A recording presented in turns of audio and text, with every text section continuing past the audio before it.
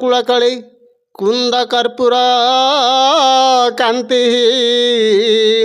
କୀର୍ଣନଙ୍କଂ କୈଳାସକୁଟେ କୁମୁଦନି କାର୍ମୁକଂ କାନ୍ତିକାୟ କଙ୍କାଳ କ୍ରୀଡ଼ନଙ୍କଂ କଙ୍କାଳିତ କାଳକାଳୀ କୋଳତ୍ରମ୍ କାଳନ୍ଦୀ କୋଳକଣ୍ଠ କଳୟତୁ କୋପିକା କୋଶାଳୀ କୋଳ କୋନ୍। Hi hello friend नमस्कार जय जगन्नाथ। आपण मानक पई स्वतंत्र कार्यक्रम नहीं आछि आम साहित्य आम ओडिशा एमिति जणे मो सुनाम धन्य कलाकार को पाइचे पाला साहित्यर तांको सह डायरेक्ट आमे साक्षात करिवा। आज्ञा नमस्कार। आज्ञा नमस्कार। मो कुमुद चंद्र नायक जड़े पाला कलाकार पाला गायक। तेणु आज साक्षात्कार रे जेहेतु सार माने आछंती तेणु तांको सम्मुखरे किछि मोर परिचय प्रदान करबी। आज्ञा आपणक घर? मो घर होजी बालीनाली, पोस्ट ऑफिस ब्राह्मण बिल, थाना छेंडीपदा, जिला अनुगुल। आज्ञा पाला साहित्य को केमिति आसिले? पाला साहित्य को आसीबार तो अनेक मोर प्रयास थिला। ता पूर्वर होइछि कोन आमे आम ग्रामर निकटवर्ती ग्राम को राति रे पाला देखिबा को 5-6 जन जाइथिलु। तेणु सेठे आम कंक्रेई निवासी श्री स्वप्नेश्वर साहू जने गायक से पाला परिवेषण करुथिले। तेणु से पाला देखिबा परे आमर मन टिके उत्सुक हैला। तेणु आमे पाला जगत को आसबु बोली चिंता कलु। जेहेतु चिंता कलु आमे 6 जन पिला जाइजु। 6 जन भितर 6 जन जाक आमे टेस्ट देलु जे गायक रे किए उत्तीर्ण हेबे। तेणु आमर स्वर्गत गुरु जन्मेजय बाबू थिले। से सेतेबेला आपणकर बे बहुत सुनाम धन्य भी नाम अच्छी। हाँ आमे तो क्षुद्र कलाकार पंक माटी तलरे आमे रही लुचिकी रहीजु। कारण आमे आमको कहीं आग को नहीं पारु नाहंती। तेणु 1992 मसीहा ठारू मु पाला जगत को आसीजी। तेणु से स्वप्नेश्वर सारंकर पाला को देखिक आमे किछि उद्बोधन करी किंबा हृदय को टिके ये करी आमे पाला जगत को आसीजु एवं पाला को मध्य भल भाव निर्वाह करूजु। आपण प्रथमे गुरु काहा को करथिले? गुरु तो मोर शिक्षा गुरु कहीं नाही कहले चले किंबा का पाखरे भी मध्य मु शिक्षा करि नथिली।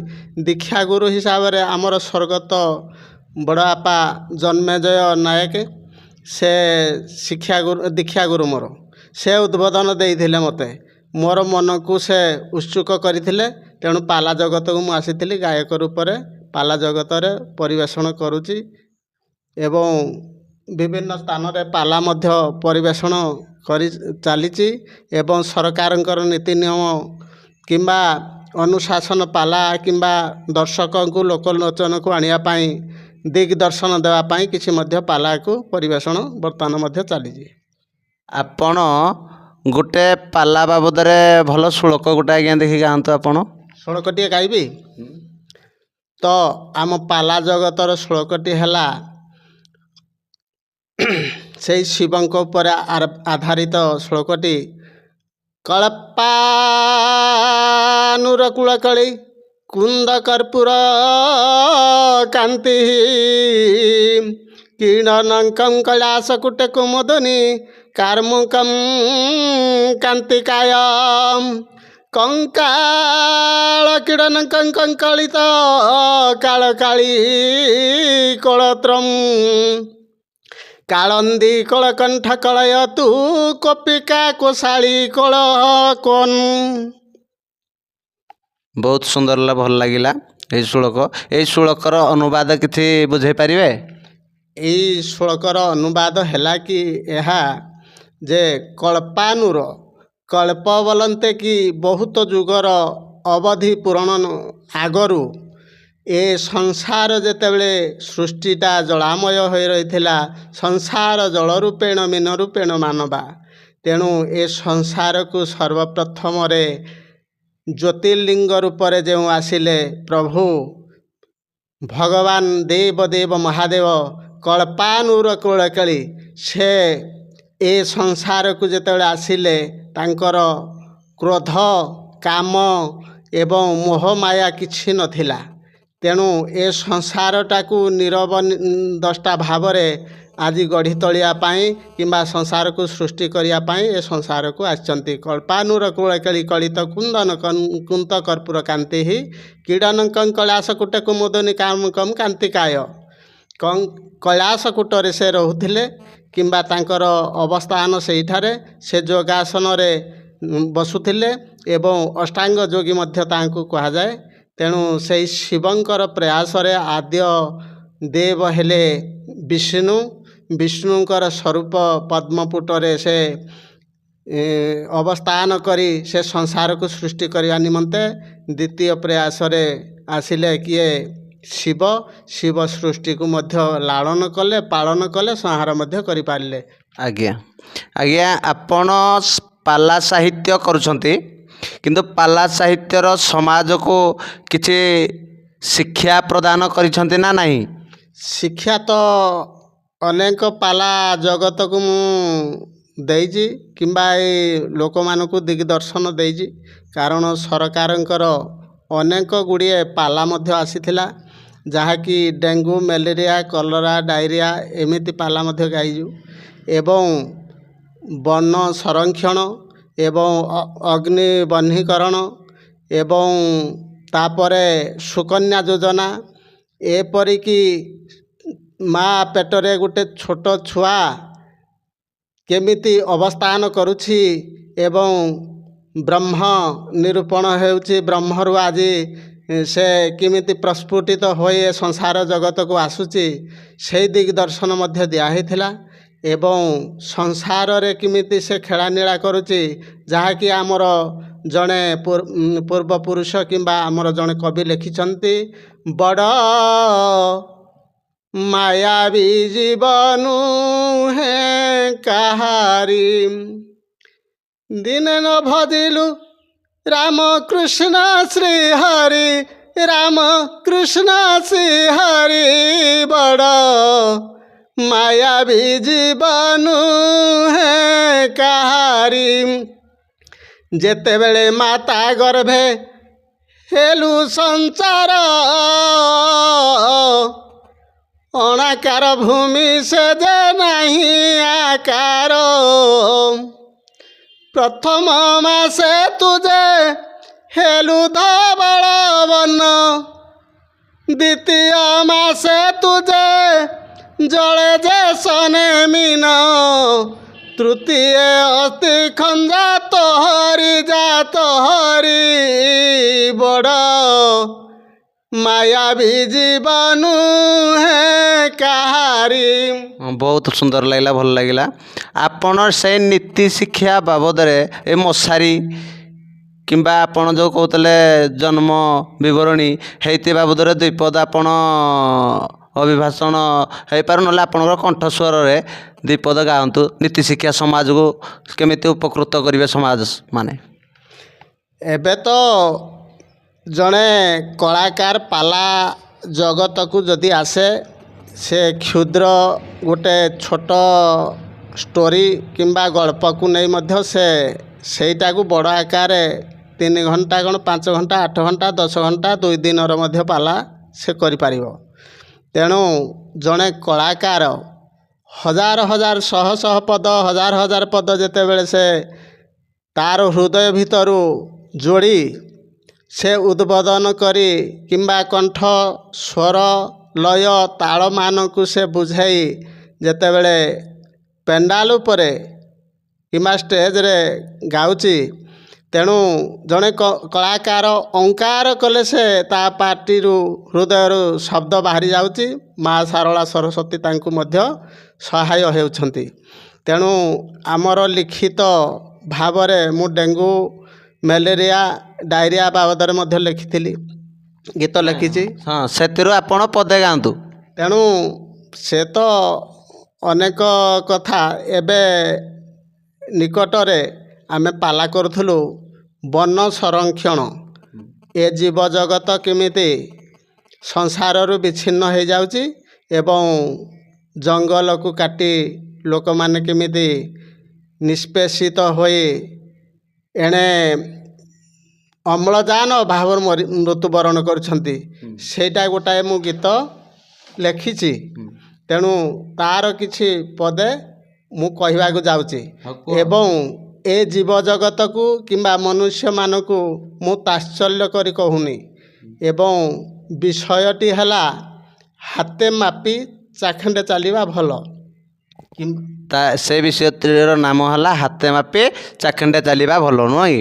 ସେଇ ବାବଦରେ ଆପଣ ଦେଖି ଅଭିଭାଷଣ ନ ହେଇ ଗୀତ ଦ୍ୱିପଦ ହଉ ଆପଣଙ୍କର। ଗୀତ ଆକାରରେ ମୁଁ ସେଇଟା କିଛି ଗୋଟିଏ ପଦ କିମ୍ବା ଦ୍ୱିପଦ ଗାଉଛି। ହାୟରେ ହାୟରେ ହାୟରେ କଳି ଯୁଗ ମନୁଷ୍ୟ, ହାୟରେ କଳି ଯୁଗ ମନୁଷ୍ୟ, ତୋହଠାରେ ନାହିଁ ଆଉ ତୋହଠାରେ ନାହିଁ ଆଉ କାହା ବିଶ୍ୱାସ, ହାୟରେ କଳି ଯୁଗ ମନୁଷ୍ୟ, ହାୟରେ କଳି ଯୁଗ ମନୁଷ୍ୟ, ଭୁଲିଗଲୁ ସଂସାର ଦଧି ଦୁଗ୍ଧ କରି ଦୂର, ଭୁଲିଗଲୁ ସଂସାର ଦଧି ଦୁଗ୍ଧ କରି ଦୂର, ମଦ ଗୁଟୁକା ପାନ ହବିଷ ହବିଷ ହବିଷ, ଆହାରେ କଳି ଯୁଗ ମନୁଷ୍ୟ, ଆହାରେ କଳି ଯୁଗ ମନୁଷ୍ୟ, ପାଷାଣ୍ଡ ବର୍ବର ତୁଇ ହାଣିଲୁ ବୃକ୍ଷ, ଅମ୍ଳଜାନ ଭାବରେ ଜୀବନ ଘାସ, ପାଷାଣ୍ଡ ବର୍ବର ତୁହି ହାଣିଲୁ ଗଛ, ଅମ୍ଳଜାନ ଭାବରେ ଜୀବନ ଘାସ,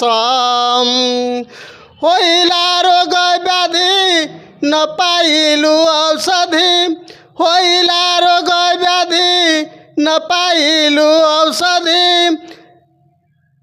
ଅମ୍ଳଜାନ ଭାବରେ ଜୀବନ ଘାସ, ହଇରେ କଳି ଯୁଗ ମନୁଷ୍ୟ, ହଇରେ କଳି ଯୁଗ ମନୁଷ୍ୟ। ପଛ ଆଡ଼କୁ ଆହୁରି ରହିଯାଇଛି ମୁଖ୍ୟ ଜିନିଷ ଗୁଡ଼ାକ। ହଉ ଆଜ୍ଞା, ବହୁତ ସୁନ୍ଦର ଗାଇଲେ, ଭଲ ଲାଗିଲା। ଆପଣ ଏ କଳାରୁ କିଛି ଗଭର୍ଣ୍ଣମେଣ୍ଟରୁ ପାଉଛନ୍ତି ନା ନାହିଁ? କଳାରୁ ଗଭର୍ଣ୍ଣମେଣ୍ଟରୁ ତ ଆମେ ଯେଉଁ ପାଲା ଗାଉଛୁ ତାର ପାରିଶ୍ରମିକ ହିସାବରେ କିଛି ଆମେ ପାଉଛୁ, କିନ୍ତୁ ଅଳ୍ପ ପାଉଛୁ। ତେଣୁ ଆମେ କଳାକାର ହିସାବରେ କଳାବୃତ୍ତିକୁ ଯେହେତୁ ଆମେ ଆପଣେଇ ନେଇଛୁ, ତେଣୁ କଳାବୃତ୍ତି କଳାକାର ହିସାବରେ ତାର ପେଶା ହେଲା କଳା। ତେଣୁ କଳାକାର ଜଣେ ବଞ୍ଚିବା ପାଇଁ ତାର କଳାକୁ ପ୍ରୟୋଗ କରି କିମ୍ବା ଏ ଲୋକଲୋଚନକୁ ଆଣି କିମ୍ବା ଲୋକମାନଙ୍କ ପାଖରେ ଅଭିନୟ କରି ମୁହଁରେ ଟିକିଏ ରଙ୍ଗ ପାଉଡ଼ର ଲଗାଇ ସେ ଅଭିନୟ କରିପାରିଲେ ତାର ପରିବାରକୁ ସେ ପ୍ରତିପୋଷଣ କରିପାରିବ ଏବଂ ସଂସାରରେ ମନୁଷ୍ୟମାନେ କିମ୍ବା ସମସ୍ତଙ୍କୁ ଦିଗ୍ଦର୍ଶନ ମିଳିବ କିମ୍ବା ପାଲାରୁ କିଛି ମଧ୍ୟ ସେ ଶିକ୍ଷଣୀୟ ଜିନିଷ ମଧ୍ୟ ପାଇପାରିବେ। ତେଣୁ ଆଜ୍ଞା ଦେଖ, ସେ କଥା ଆମେ ଛାଡ଼ିଦେବା ସେ କଥାକୁ। ଏବେ ଆମର କଥା ହେଲା, ଆପଣ ଯେତେବେଳେ ପ୍ରଥମେ ପାଲା କଲେ ସେ ସମୟରେ ଆପଣଙ୍କୁ କେତେ ଖୁସି ଲାଗିଥିଲା? ଆଜ୍ଞା, ମୁଁ ଯେତେବେଳେ ତ ପାଲା କଲି 1992 ମସିହାରେ ମୁଁ ପାଲା ଜଗତକୁ ଆସିଲି।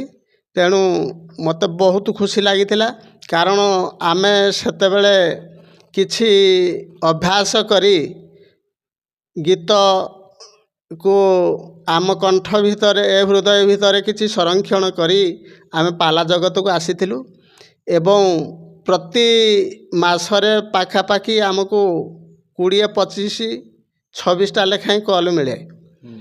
ସେଇ କଲ୍ ମିଳିବା ସାଙ୍ଗେ ସାଙ୍ଗେ ଲୋକମାନଙ୍କର ସ୍ପୃହା ଥିଲା, ପାଲା ଜଗତକୁ ସମସ୍ତେ ମଧ୍ୟ ଭଲ ପାଉଥିଲେ।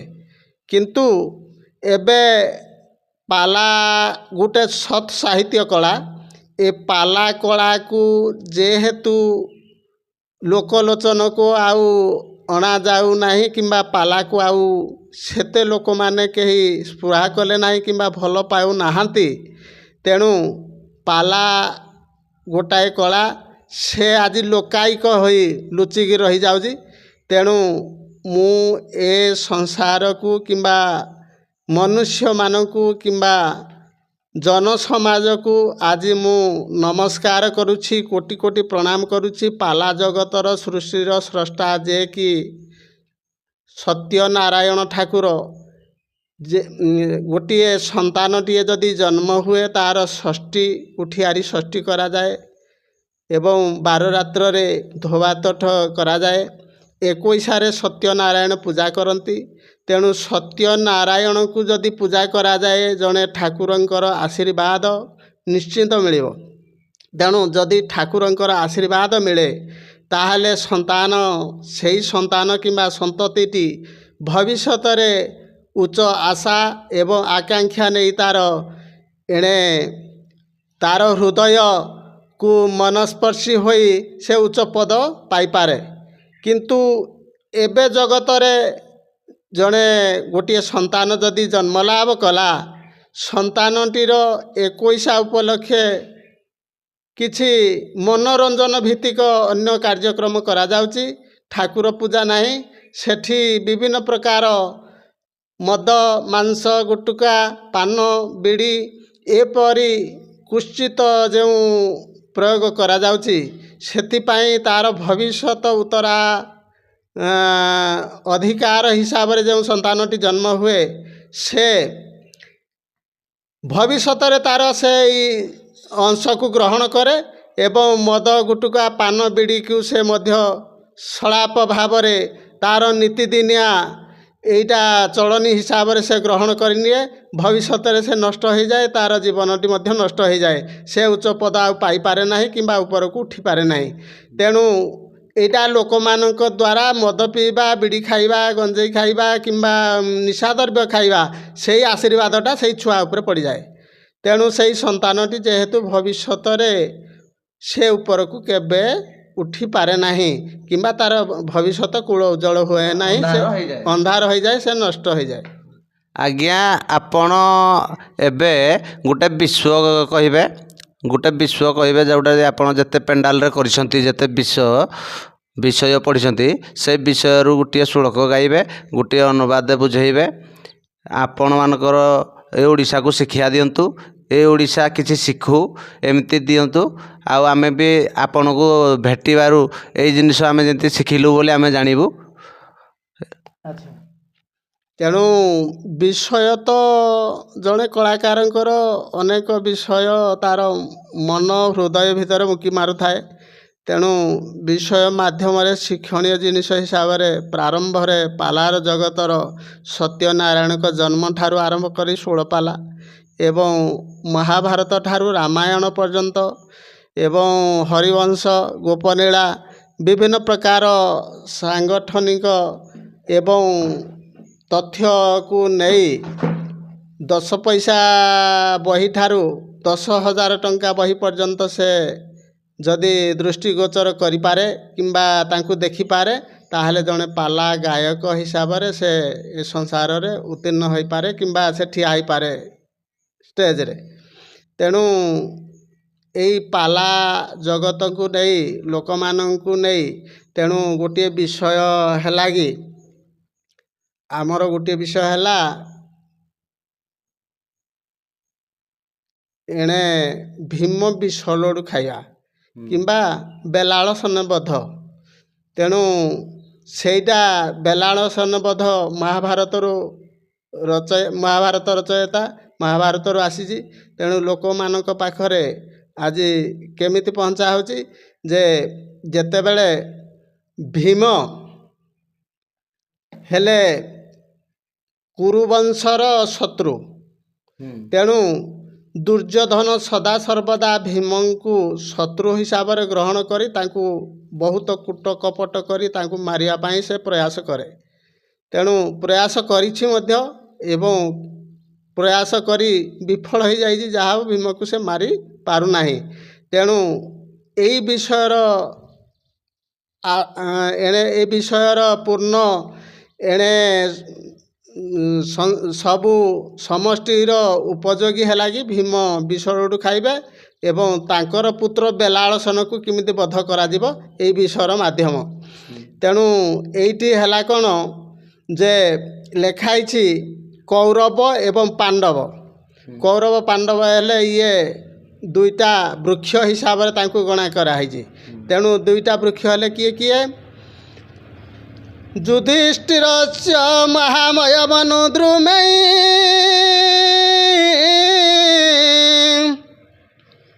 ଭୀମସେନସ୍ୟ ତସ୍ୟ ଶାଖା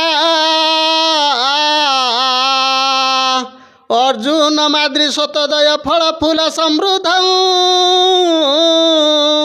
ମୂଳେନାଚ ବ୍ରହ୍ମଣ୍ୟାଚ ବ୍ରହ୍ମଣ୍ୟାମ୍। ଯୁଧିଷ୍ଠିର ମହାମୟ ଧର୍ମ ବୃକ୍ଷ ହିସାବରେ ତାଙ୍କୁ ଗଣନା କରାଯାଇଛି।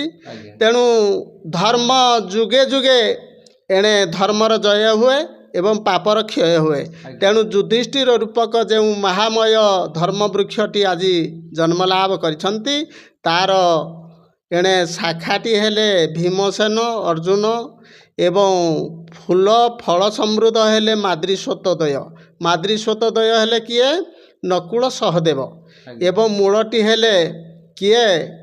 ନିଜେ ପ୍ରଭୁ ସ୍ୱୟଂ ପରମ ବ୍ରହ୍ମ ବିଷ୍ଣୁ କୃଷ୍ଣ।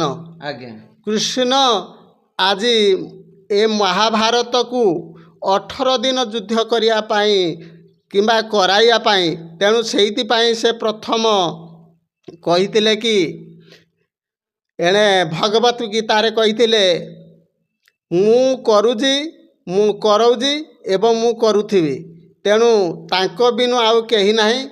ତେଣୁ ଏ ସଂସାର ସୃଷ୍ଟିରେ ଯେ କି କରାଉଛନ୍ତି ଏବଂ ଯାହାର ଏଣେ ପତ୍ରଟିଏ ହଲିଲେ ମଧ୍ୟ ଯାହାର ନିମିଷକରେ ଆଦେଶରେ ପତ୍ର ହଲୁନି, ତେଣୁ ସେଇ କୃଷ୍ଣ, ସେଇ ବିଷ୍ଣୁ, ସେଇ ପରମ ବ୍ରହ୍ମ, ସେଇ ବିଶ୍ୱ ଚିନ୍ମୟ ପୁରୁଷ, ସେହି ଜଗତର ନାଥ ଜଗନ୍ନାଥ, ସେ ହିଁ ସବୁକିଛି। ତେଣୁ ମୂଳ ଆଧାର ନେଇ ସେ ହେଲେ ଏଇ ବୃକ୍ଷଟିର ମୂଳଧାର। ଏବଂ ଦ୍ୱିତୀୟ ବୃକ୍ଷଟି ହେଲେ କିଏ? ଦୁର୍ଯ୍ୟୋଧନସ୍ୟ ମହାମୟ ମନୁ ଦ୍ରୁମୈ ଶଙ୍କୁନି ତସ୍ୟ ଶାଖା ଭୀମସେନସ୍ୟ ଭାତୃ ଫଳ ଫୁଲ ସମୃଦ୍ଧଂ ମୂଳେନାଞ୍ଚ ଧୃଷ୍ଟ ରାଷ୍ଟ୍ର ମହାରାଜ ମନୀନାମ୍। ତେଣୁ ଦ୍ୱିତୀୟ ବୃକ୍ଷଟି ହେଲେ ଦୁର୍ଯ୍ୟୋଧନ। ସେ ହେଲେ ଇଏ ଧର୍ମ ବୃକ୍ଷ, ଯୁଧିଷ୍ଠିର ହେଲାବେଳେ ସେ ହେଲେ ପାପ ବୃକ୍ଷ କିମ୍ବା ଅଧର୍ମ ବୃକ୍ଷ। ତେଣୁ ଏଇ ଅଧର୍ମ ବୃକ୍ଷ ରୂପକ ଯେଉଁ ଦୁର୍ଯ୍ୟୋଧନ ଆଜି ଦଣ୍ଡାୟମାନ ହୋଇଛନ୍ତି, ତେଣୁ ତାଙ୍କର ଶାଖା ହେଲେ ଶଙ୍କୁନି। ଶଙ୍କୁନି ଯାହା ନିର୍ଦ୍ଦେଶ ଦେବେ ସେହି ଅନୁସାରେ ଦୁର୍ଯ୍ୟୋଧନ ତାଙ୍କୁ ପାଳନ କରିବେ। ଶଙ୍କୁନି ଯଦି କହିବେ ଦୁର୍ଯ୍ୟୋଧନକୁ ତମେ କୂଅରେ ଡେଇଁପଡ଼, ତାହେଲେ ଦୁର୍ଯ୍ୟୋଧନ ହିଁ କୂଅରେ ଡେଇଁ ପଡ଼ିବେ। ଶଙ୍କୁନିଙ୍କ ନିର୍ଦ୍ଦେଶରେ ପଶା ଖେଳ ହେଲା। ଶଙ୍କୁନିଙ୍କ ନିର୍ଦ୍ଦେଶରେ ଏଣେ ଦ୍ରୌପଦୀଙ୍କୁ ଆଣି ବସ୍ତ୍ର ଉଲଗ୍ନ କରାଗଲା। ଶଙ୍କୁନିଙ୍କ ନିର୍ଦ୍ଦେଶରେ ଏଣେ ପାଣ୍ଡବ 5 ଭାଇକୁ ମଧ୍ୟ ଦୁର୍ଯ୍ୟୋଧନ ବନବାସକୁ ତଡ଼ିଦେଲେ। ଶଙ୍କୁନିଙ୍କ ନିର୍ଦ୍ଦେଶରେ ଏଣେ ପାଣ୍ଡବମାନଙ୍କୁ ବିନା ଯୁଦ୍ଧେ ଦେବି ନାହିଁ ସୂଚକ୍ର ମେଦିନୀ ମଧ୍ୟ କହିଥିଲେ ସେଇ ଦୁର୍ଯ୍ୟୋଧନ। ତେଣୁ ଯେଉଁ ଦୁର୍ଯ୍ୟୋଧନ ବିନା ଯୁଦ୍ଧରେ ସୂଚକ୍ର ମେଦିନୀ ଦେଇପାରୁନଥିଲେ, ତେଣୁ ସେଇ ଦୁର୍ଯ୍ୟୋଧନ ରୂପକ ଯେଉଁ ଅଧର୍ମ ବୃକ୍ଷ ରହିଛନ୍ତି, ତାଙ୍କର ମୂଳଟି ହେଲେ ଧୃତରାଷ୍ଟ୍ର ମହାରାଜ ମନୀନା। ତେଣୁ ମୂଳ ହିସାବରେ ଧୃତରାଷ୍ଟ୍ର ରହିଲେ, କିନ୍ତୁ ଧୃତରାଷ୍ଟ୍ରଙ୍କର ଭୂମିକା ଏଥିରେ କିଛି ନାହିଁ। ଯାହା କରନ୍ତି ଦୁର୍ଯ୍ୟୋଧନ ଶଙ୍କୁନିର ନିର୍ଦ୍ଦେଶରେ କରନ୍ତି। ତେଣୁ ଶଙ୍କୁନିର ନିର୍ଦ୍ଦେଶ ଗୋଟେ ରହିଛି ଯେ ଏଇ ନିର୍ଦ୍ଦେଶଟା କ'ଣ, ଏଣେ ପ୍ରାରମ୍ଭରେ ହେଲା କ'ଣ, ଏଣେ ଧୃତରାଷ୍ଟ୍ର ଯେତେବେଳେ ଏଣେ ବିବାହ କଲେ କାହାକୁ, ଗାନ୍ଧାରୀକୁ, ଗାନ୍ଧାରୀଙ୍କର 100 ଭାଇ ଥିଲେ ଏବଂ ବାପା ମଧ୍ୟ ଥିଲେ, କିନ୍ତୁ ଗାନ୍ଧାରୀଙ୍କୁ ବାରମ୍ବାର ବିବାହ କଲା ପରେ ଯେତେ ରାଜପୁତ୍ର ଆସନ୍ତି, ଯେତେ ପ୍ରସ୍ତାବ ନେଇ ଆସନ୍ତି, ସମସ୍ତେ ମୃତ୍ୟୁବରଣ କରନ୍ତି। ତେଣୁ ଯେତେବେଳେ ଧୃତରାଷ୍ଟ୍ର ଗଲେ ଏଣେ ପ୍ରସ୍ତାବ ନେଇ, ଧୃତରାଷ୍ଟ୍ରଙ୍କ ପ୍ରସ୍ତାବ ଅନୁସାରେ ଏଣେ କୁନ୍ତଧ୍ୱଜ ରାଜା କହିଲେ କି କୁନ୍ତଧ୍ୱଜ ନାହିଁ, ଗାନ୍ଧାରସେନ ରାଜା କହିଲେ କି ମୋ ଝିଅ ଗାନ୍ଧାରୀକୁ ଯେତେ ବର ଆସୁଛନ୍ତି ଶୁଣାଇବା ପାଇଁ କିମ୍ବା ଦେଖିବା ପାଇଁ ସେ ମୃତ୍ୟୁବରଣ କରୁଛନ୍ତି।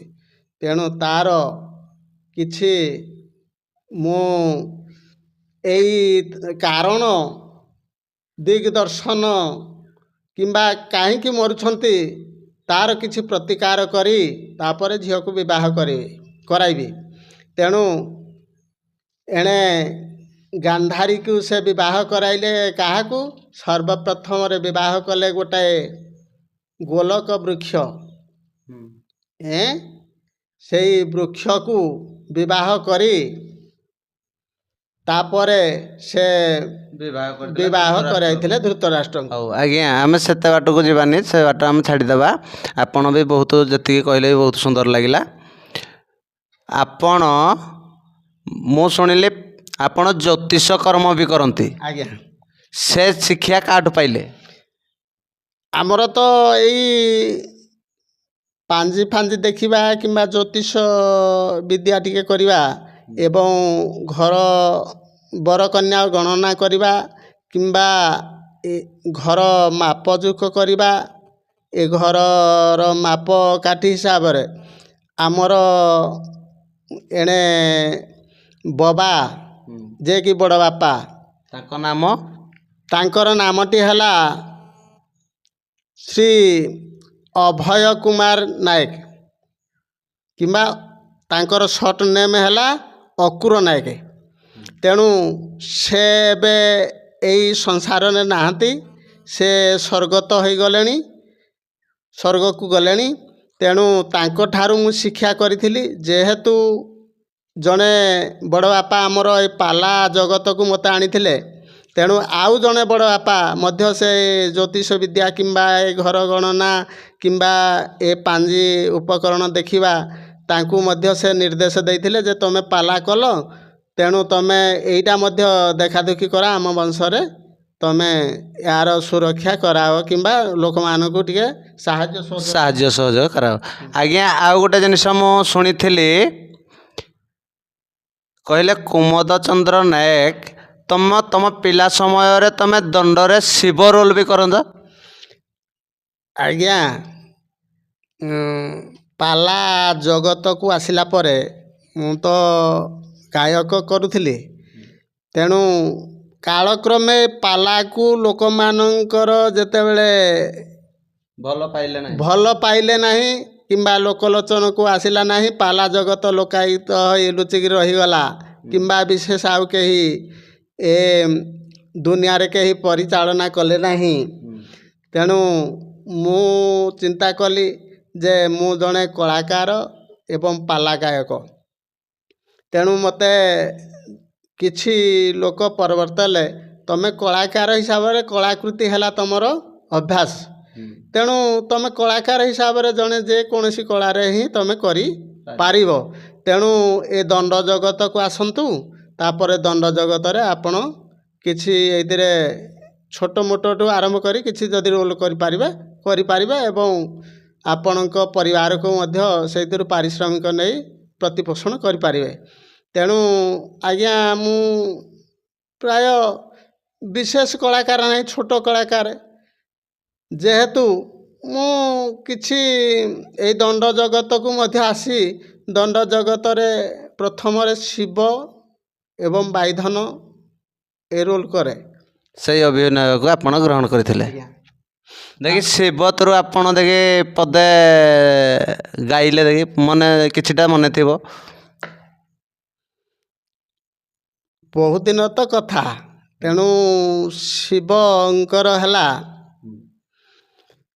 ତ୍ରିଶୂଳ ଧରି ବାହାର ତ୍ରିପୁରା ଐରି ତ୍ରିଶୂଳ ଧରି ବାହାର ବୃଷଭ ମୋହବାହନ ମୁଁ ବିଜେ କରେ ତ୍ରିଶୂଳ ଧରି ବାହାର ତ୍ରିପୁରା ଐରି ତ୍ରିଶୂଳ ଧରି ବାହାର।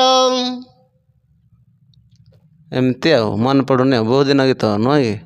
ହଉ ଆଜ୍ଞା, ଆପଣମାନଙ୍କୁ କେମିତି ଲାଗିଲା ଫାଷ୍ଟରୁ ଲାଷ୍ଟ ପର୍ଯ୍ୟନ୍ତ ଏ ଭିଡ଼ିଓଟିକି ଦେଖିଲେ? ଆଉ ଲାଇକ୍ କରନ୍ତୁ, କମେଣ୍ଟ କରନ୍ତୁ ଏବଂ ସେୟାର କରନ୍ତୁ। ଏମିତି ନୂଆ ନୂଆ ଭିଡ଼ିଓ, ନୂଆ ନୂଆ କଳାକାରକୁ ଦେଖିବା ପାଇଁ ମୋ ଚ୍ୟାନେଲକୁ ସବସ୍କ୍ରାଇବ୍ କରନ୍ତୁ, ଲାଇକ୍ କରନ୍ତୁ, ସେୟାର କରନ୍ତୁ। ଜୟ ଜଗନ୍ନାଥ।